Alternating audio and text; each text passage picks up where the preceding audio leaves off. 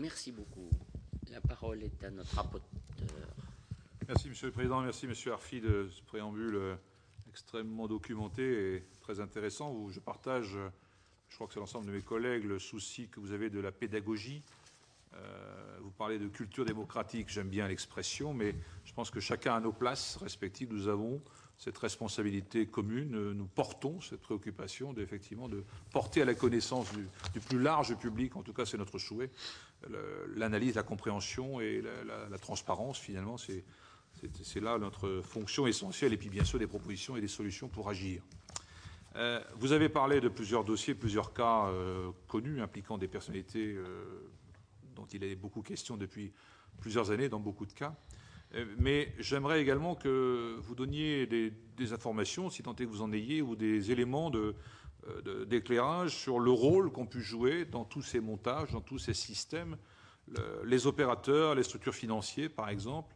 Vous avez évoqué donc les paradis fiscaux. Effectivement, il y a les acteurs, il y a les lieux, il y a les décors, et puis il y a les montages. Il y a la mécanique un peu qui est au cœur de nos préoccupations de cette commission d'enquête. Donc, sur toutes les affaires sur lesquelles vous avez pu enquêter ou être informé, et quels établissements financiers concrètement, français ou étrangers, avez-vous croisé dans vos investigations ?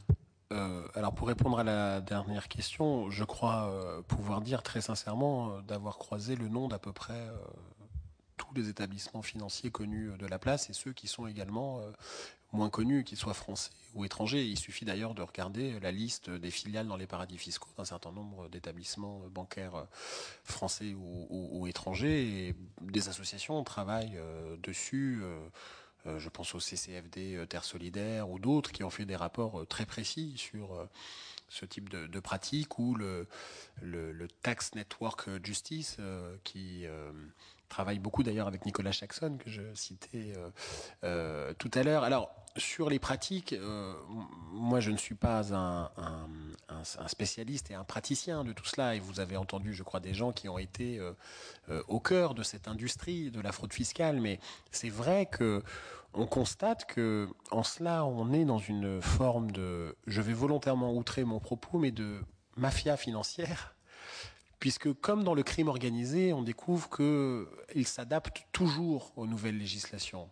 Ils arrivent toujours à contourner le nouveau texte, fut-il de plus en plus répressif.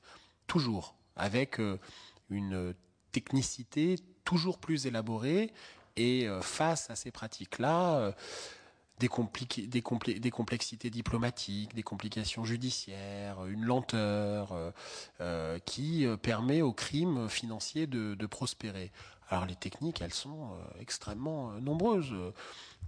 L'affaire Cahuzac nous a permis de découvrir comment il pouvait exister ce qu'on appelle des comptes omnibus ou des comptes maîtres ou des masters à compte dans des banques, c'est-à-dire que l'ayant droit réel d'un compte en banque ou le bénéficiaire économique, peu importe, n'apparaît pas dans les livres de compte de la banque, puisqu'il est dissimulé dans un nuage de comptes dont l'ayant droit est une société de gestion. La société Rail et compagnie, qui n'est devenue une banque qu'en novembre 2010, contrairement à ce qu'on peut entendre, avant novembre 2010, elle n'avait pas de licence bancaire, était réputée pour ce type de pratique.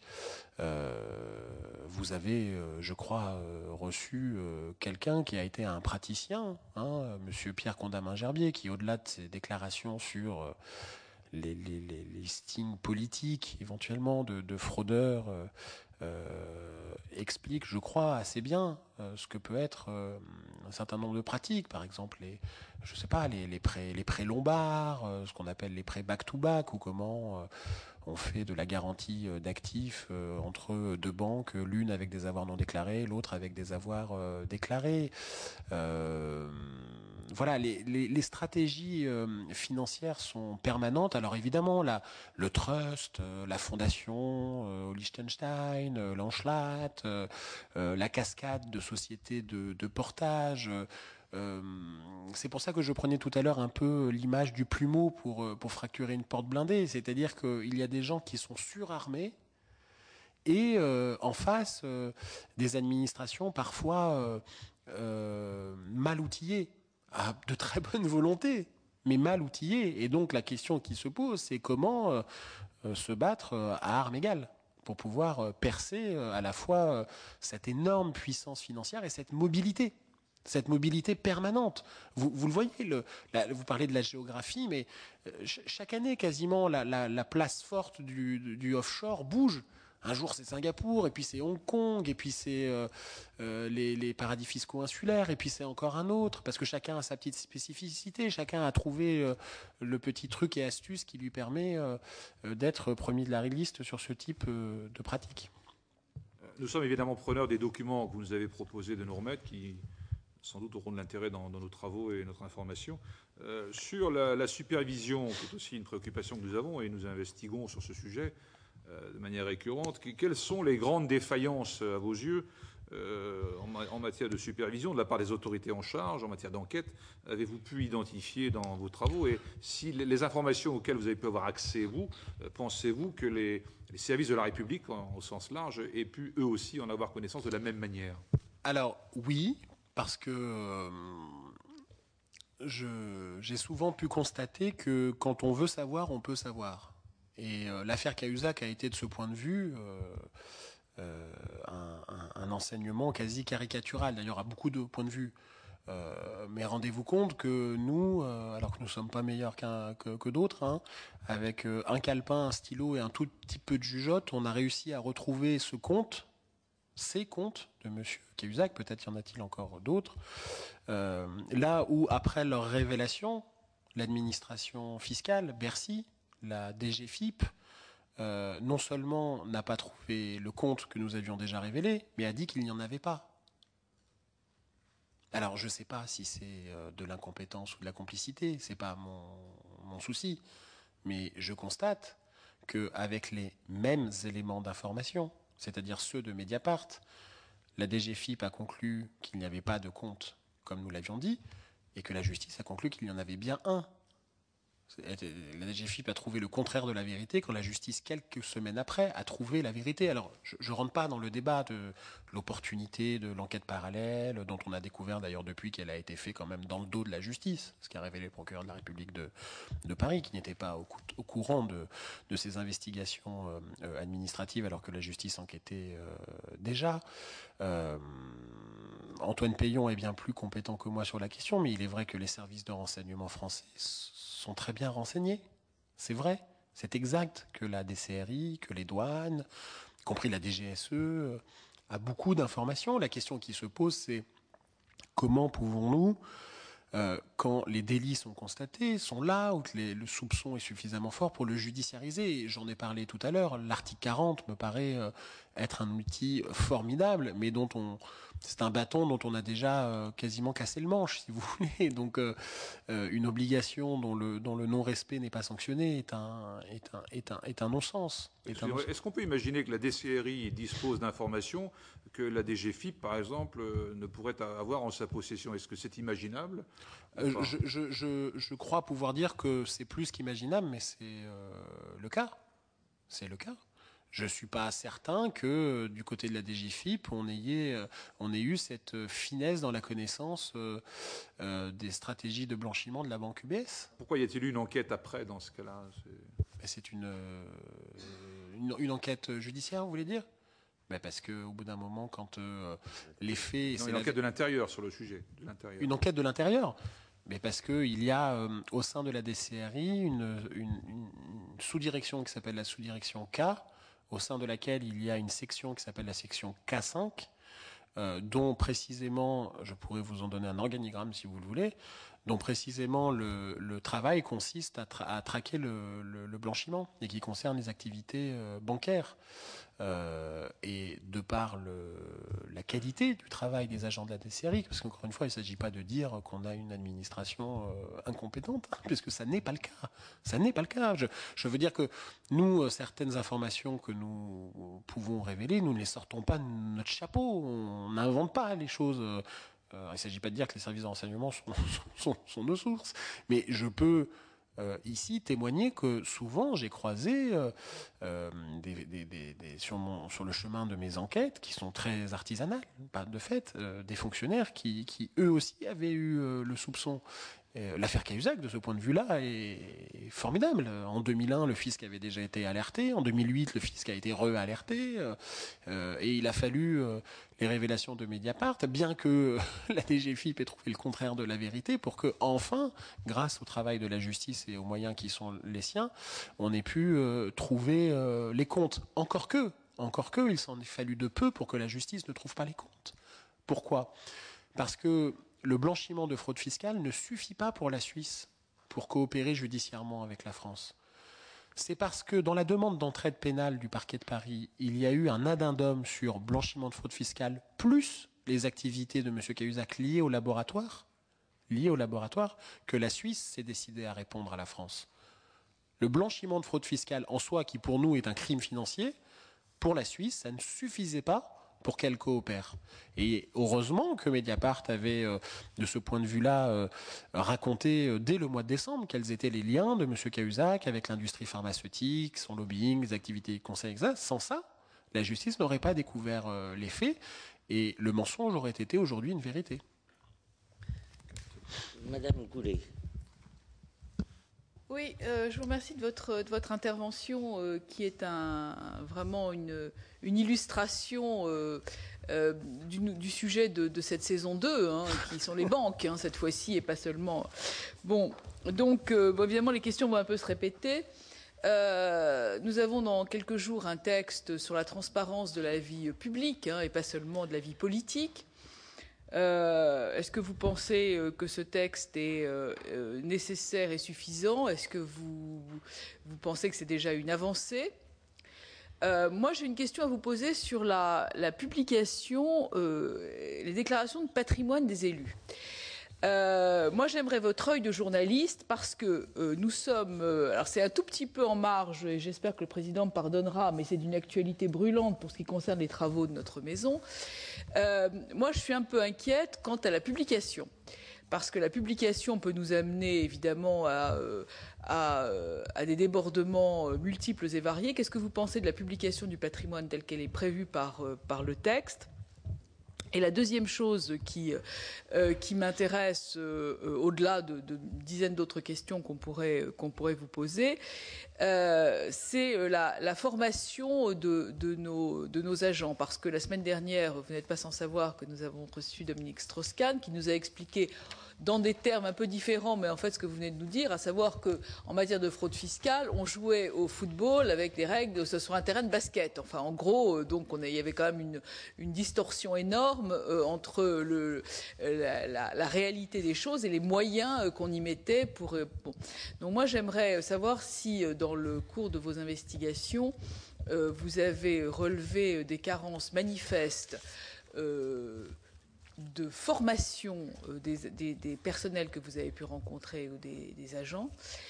Et enfin, si vous avez une seule préconisation à faire pour les textes qui viennent sur la transparence de la vie publique dans quelques jours et sur la fraude et l'évasion fiscale dans 2 semaines, quelles seraient ces préconisations ? Alors, merci pour la question. Alors moi, je n'ai pas du tout ni le désir ni la vocation de sortir de mon rôle, mais je vais quand même essayer de répondre le plus simplement possible. Alors, sur la loi sur la transparence, bon, sincèrement, je ne suis pas arbitre des élégances législatives ou parlementaires. Cela étant, le fait est que je ne crois pas que... resserrer un peu le boulon sur les déclarations de patrimoine aurait fait que M. Cahuzac aurait inscrit ses comptes suisses dedans. Bon, cela étant, comme je vous l'ai dit tout à l'heure, je pars du principe, peut-être suis-je plus proche d'une sorte de culture anglo-saxonne de ce point de vue-là que française, que quand on est un homme public, on doit rendre des comptes. Bon. Est-ce qu'il faut rendre public les patrimoines? Sincèrement, je n'ai aucune religion sur la question. Je ne sais pas. La pratique montrera si c'est valable ou pas, s'il y aura des débordements ou pas. Ça existe dans d'autres démocraties sans que ça provoque une culture du voyeurisme. Cela étant, il est tout à fait normal qu'il y ait des autorités, qu'il y ait des pouvoirs d'investigation et de contrôle pour voir s'il y a des enrichissements, des évolutions anormales de patrimoine de personnes qui vivent de l'argent du peuple. Bon, du public. Alors, c'est marrant parce que j'étais venu avec c'est passé un peu inaperçu, mais c'est un billet de blog de l'ancienne correspondante de Radio France aux États-Unis, qui s'appelle Fabienne Sintès, qui est revenue à Paris et qui avait un blog très bien et qui avait réagi à l'affaire Cahuzac dès le 5 avril, donc c'est 2 jours après les aveux de M. Cahuzac. Et elle avait fait un billet très instructif qui s'appelait « Si Jérôme Cahuzac était américain » et qui répond en plein à votre questionnement et même au questionnement le sujet de la commission. Et elle racontait ce système qui s'appelle le vetting process aux États-Unis, qui veut dire passer au crible.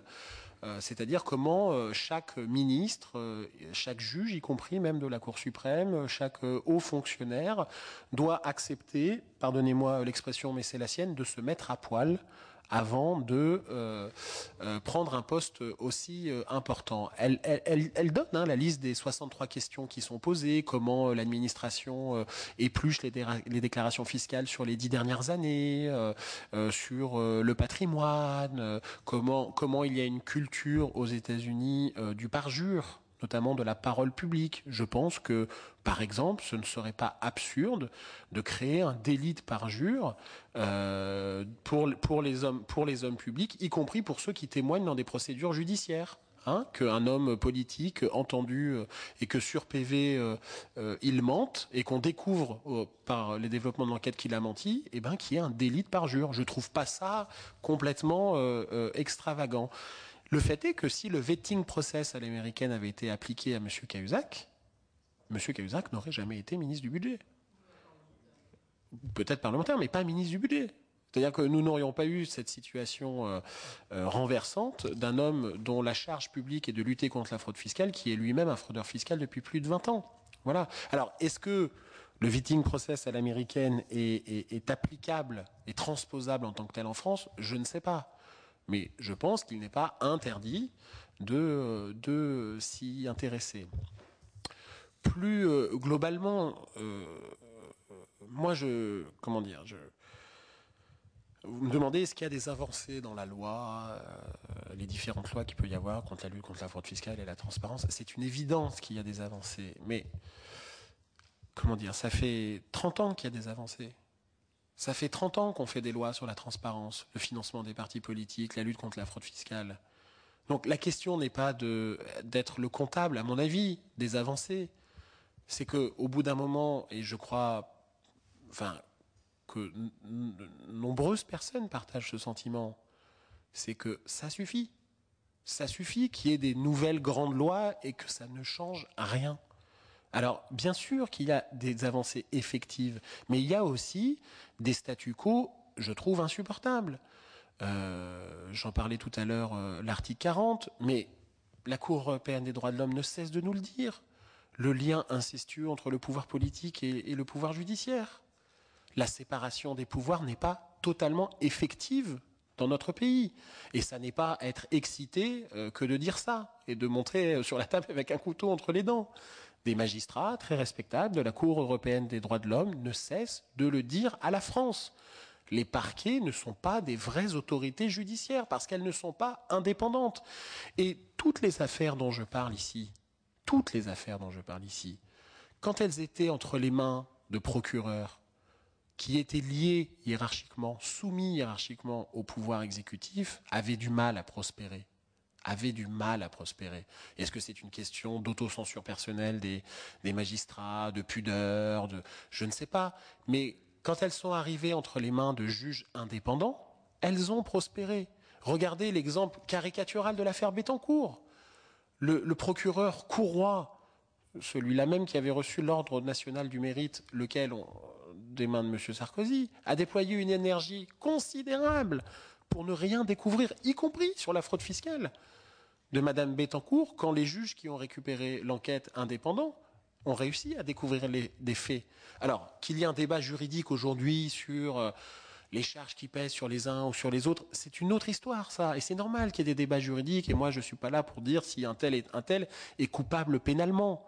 Mon métier ne consiste pas à juger moralement les gens, ni les sources, ni à dire ça c'est vous êtes condamnable judiciairement ou vous l'êtes pas. C'est le métier de la justice. En revanche, de mettre des faits.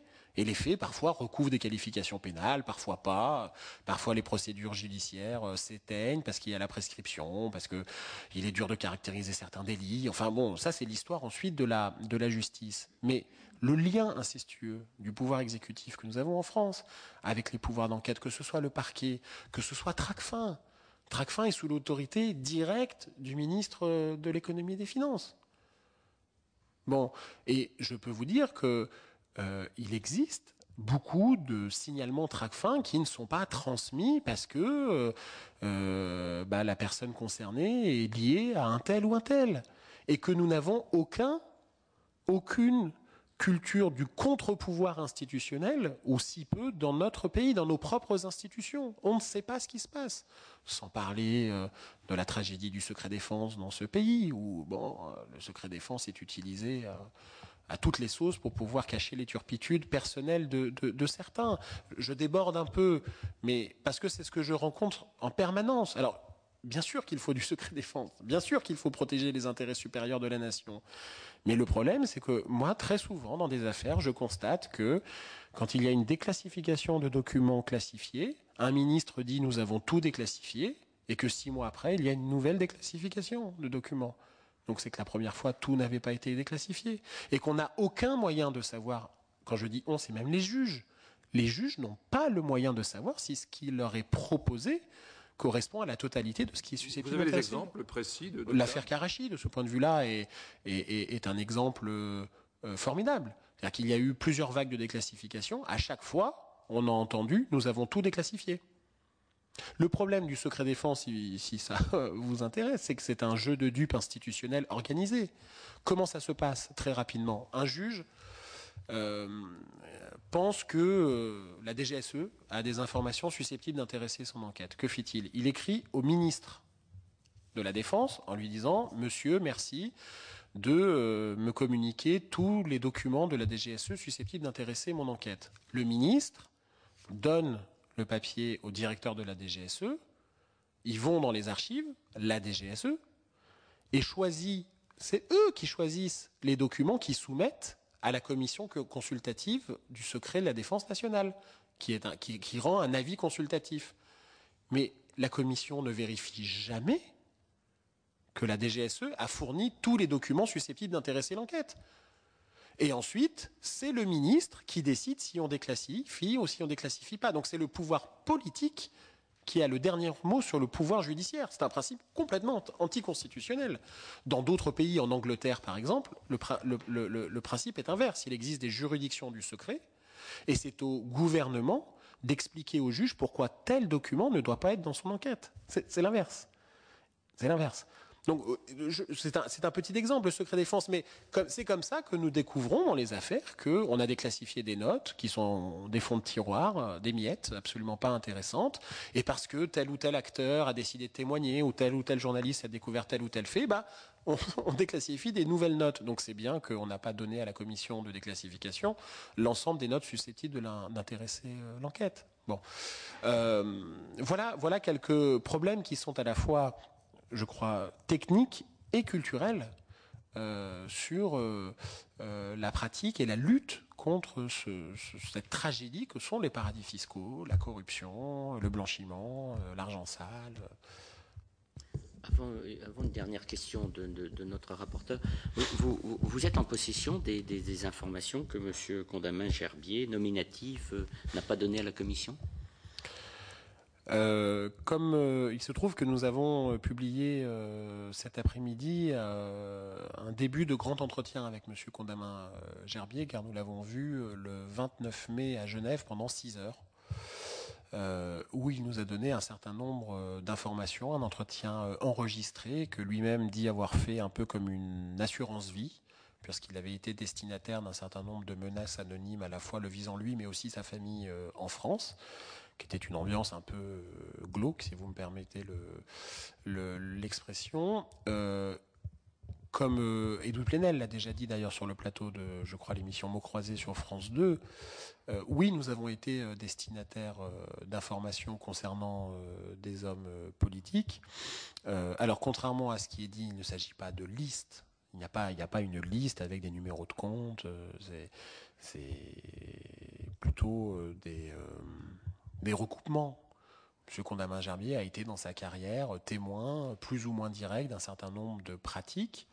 Mais Mediapart ne publiera pas ces noms tant que nous n'avons pas contre-enquêté dessus, tant que nous n'avons pas des éléments au-delà de la parole d'une personne. Voilà. Donc, nous ne jetons pas en pâture des noms comme ça dans la sphère publique sous prétexte que telle ou telle personne a dit les avoir. J'espère que je réponds sans trop trahir. Voilà. Alors, la dernière question de notre rapporteur. Oui, tout d'abord une suggestion. Les sources avec lesquelles vous avez été amené à travailler ces derniers temps sur ce sujet, si d'aventure elles souhaitaient s'exprimer librement sur l'espace participatif du Sénat, il y a un site dédié à cette commission d'enquête, surtout qu'elle n'hésite pas à le faire. Nous sommes preneurs d'informations. Et justement, à propos de la presse, qui a évidemment un rôle important dans les démocraties, c'est sain. Mais cela dit, la presse, c'est pas homogène. Je veux dire, vous, le travail que vous avez mené, Mediapart, et un journal du dimanche de fin janvier qui quasiment blanchissait la même personne, je veux dire, on a des attitudes assez opposées. Et qui disait que nous avions lancé une nouvelle affaire Clearstream. Bon, on oublie toujours la deuxième partie du papier. Quelle est votre appréciation là-dessus? La presse n'est pas homogène sur ce sujet. Non, mais bon, moi, sincèrement, je viens pas dans une enceinte aussi respectable pour faire l'arbitre des élégances de la presse, etc. Moi, je peux simplement parler, peut-être est-ce un témoignage en creux vis-à-vis des autres, mais de ce qu'est l'histoire de Mediapart. Voilà, parce que comme je l'ai raconté avec d'autres dans le livre que nous avons consacré à l'affaire Cahuzac, je ne sais que trop bien quelle est la valeur immense de beaucoup de mes confrères dans d'autres rédactions. Et dans l'affaire Cahuzac, nous avions créé une sorte de petit pool informel de journalistes qui se réunissaient souvent le vendredi soir dans un café à côté du Louvre, au plus fort de l'affaire, hein, quand nous étions le pire du journalisme. Et le fait est qu'il n'y a que Mediapart qui a réussi à publier des informations, pas les autres, alors que nous mutualisions l'enquête, nous mutualisions les informations.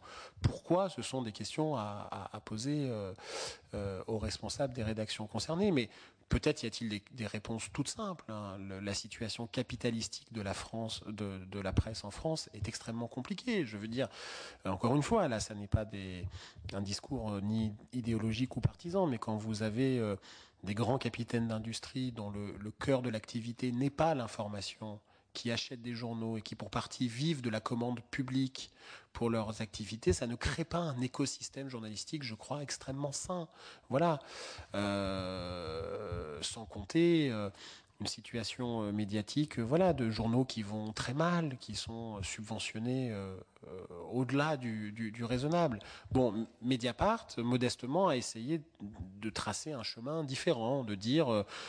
Nous, on ne cherche pas l'audience, on cherche le public, on cherche la qualité, l'indépendance totale. Nous ne répondons que de la confiance de nos lecteurs, aucune publicité. Et oui, l'information doit être payante car elle a une valeur. Mais pour aller un peu plus loin et décentrer un tout petit peu, en revanche, sur la pratique journalistique, nous ne pouvons pas faire ce que nous faisons si nous n'avons pas ce bien sacré le plus commun qui est la protection des sources.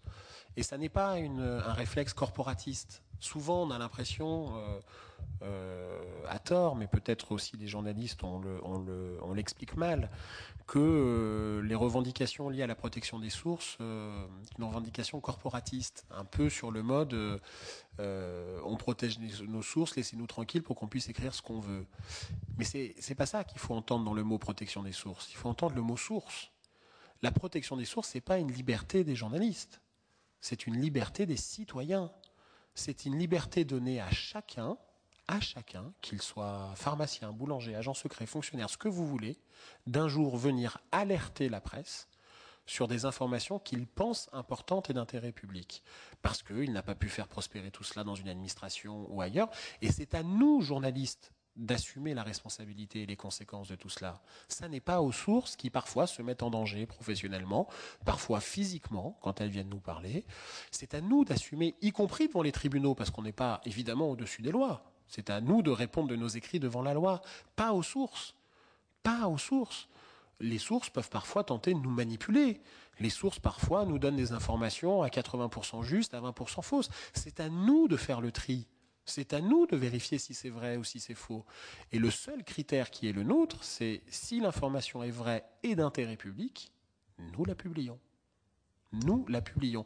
Mais nous devons protéger les sources. Et c'est à nous d'assumer. C'est pour ça que la loi sur la protection des sources est extrêmement importante.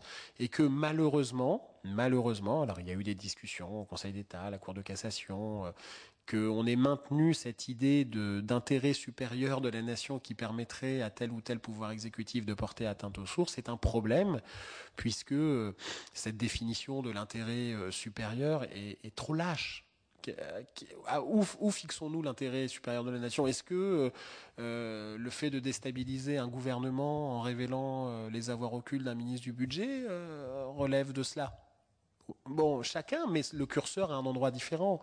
Et c'est vrai que de ce point de vue, même s'il y a de vraies évolutions dans la loi, il y a encore une impasse qui est un problème dans la pratique de notre métier. Et encore une fois, pas pour des questions de corporatisme, c'est pas la question, pour des questions démocratique. Et je cite encore cette juridiction supranationale qui est quand même la Cour européenne des droits de l'homme, qui dit que le secret des sources, c'est la pierre angulaire du travail démocratique des journalistes.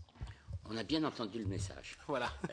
Mais pour ne pas avoir de regrets, et avec l'accord du rapporteur, je vais donner la parole à notre collègue qui était en séance et qui ne pouvait poser cette question que maintenant. Merci, monsieur Arfi. Moi, j'ai une question très terre-à-terre. Est-ce que les journalistes qui enquêtaient ces derniers temps sur ce sujet ont eu des soucis type cambriolage, type ordinateur portable volé, etc. ou pas? J'aimerais avoir des informations sur ce sujet. Merci. Alors, il y a ce qui s'est passé, ce qu'on croit savoir et ce qui peut arriver techniquement, ce qui est parfois différent. Ce qui s'est passé, le fait est que c'était sous une autre présidence, mais à Mediapart, nous pouvons témoigner que nous avons été cambriolés au plus fort de l'affaire Bettencourt, au même moment où un journaliste du Point qui travaillait sur l'affaire Bettencourt s'est fait cambrioler, et où un journaliste du Monde qui travaillait sur l'affaire Bettencourt s'est fait cambrioler. Bon. Des plaintes ont été déposées, le cambriolage avait l'air extrêmement professionnel et je m'étais fait dérober au journal une copie des enregistrements du majordome. Nous savons, nous l'avons écrit, que nous avons été surveillés, y compris par la DCRI qui parfois malheureusement était devenue une sorte de brigade du chef à une autre époque. Nous l'avons écrit. Une personne que nous désignons dans cette enquête comme étant celui qui à l'Élysée pilotait cette surveillance d'État, M. Claude Guéant avait déposé plainte en diffamation contre nous, ce qui est son droit le plus ultime, et quelques jours avant le procès, dans la torpeur de l'été, a retiré sa plainte. Au même moment, le Canard enchaîné avait révélé exactement les mêmes faits et un livre qui s'appelle L'espion du président avait encore amplifié la dimension de ces informations puisqu'il avait donné des éléments extrêmement précis sur la surveillance dont Mediapart a pu être l'objet. Ensuite, il y a ce qu'on croit savoir ou ce qu'on nous dit. Tel ou tel interlocuteur lié à tel ou tel service qui nous demande d'être toujours très prudents. Voilà, enlever la puce du téléphone, ou quand on a comme ça un iPhone, ne pas le prendre, parce qu'on ne peut pas enlever toujours la puce, ou la batterie, etc. Voilà, bon, moi sincèrement, je pars du principe que je ne deviendrai jamais paranoïaque, sinon on ne pourra jamais faire ce métier. Et ensuite, il y a ce qu'il est techniquement possible. Voilà. Et je crois que l'affaire Snowden et les révélations du Guardian montrent ce qu'il est techniquement possible. Et de ce point de vue, les États et les responsables politiques des gouvernements espionnés, si on en croit le Spiegel et le Guardian, ont raison de pousser des cris d'orfraie. Mais il aurait été, je crois, juste de pousser les mêmes cris d'orfraie quand il y avait l'espionnage de population, notamment quand la France vendait du matériel d'espionnage informatique contre les populations libyennes ou syriennes, à une époque où nous étions les amis de ces dictatures. Alors, je pense qu'on va réalimenter le débat, mais là, vraiment, je vous le promets, c'est la dernière question. Non, mais Une toute dernière question est simplement, est-ce que vous avez été en mesure d'exploiter les données récemment publiées dans l'enquête Offshore Leaks ? L'histoire Offshore Leaks, il se trouve que le journal qui a été partenaire de Offshore Leaks, c'est Le Monde. Ça n'a pas été Mediapart. Alors c'est vrai que nous étions sur beaucoup d'autres fronts, que c'était un travail monumental, bien que Karl Lasquet et moi-même soyons membres de l'ICIGE, qui est une organisation formidable, sincèrement, d'intelligence et de mutualisation du travail. Il se trouve qu'un certain nombre de données de Offshore Leaks ont été rendues publiques. Alors, en France, c'est vrai que des questions